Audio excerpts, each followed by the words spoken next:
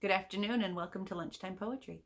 I'm Lorie, and today I'm going to read you a poem called Eve to Her Daughters, in which Eve talks to her daughters about her and Adam's fall from Eden. It was written by Judith Wright. Eve to her daughters.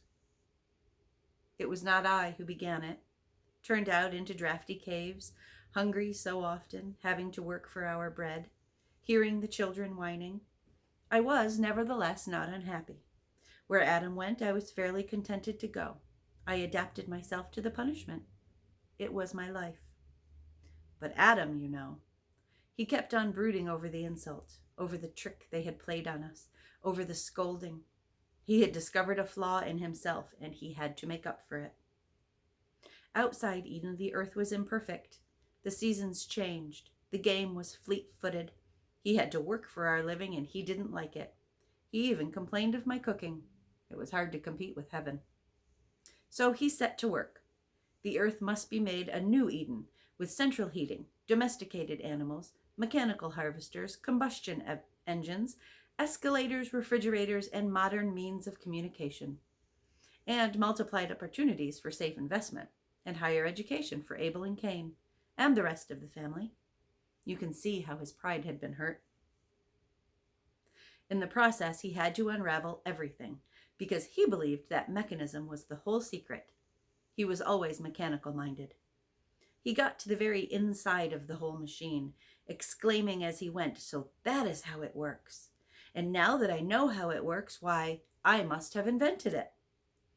As for God and the other, they cannot be demonstrated. And what cannot be demonstrated doesn't exist. You see, he had always been jealous.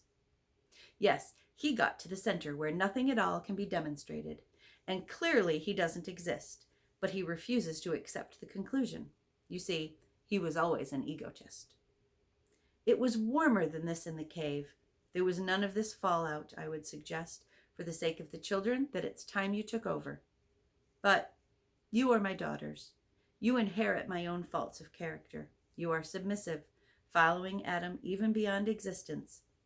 Faults of character have their own logic, and it always works out.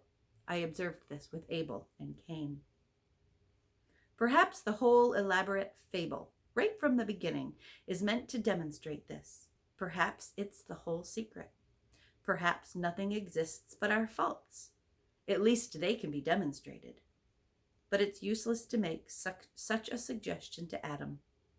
He has turned himself into God, who is faultless and doesn't exist.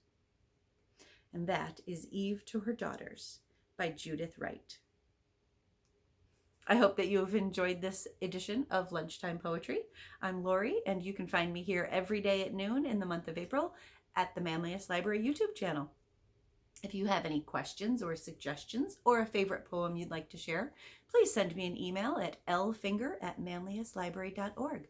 Thank you very much. Enjoy your day and happy Poetry Month.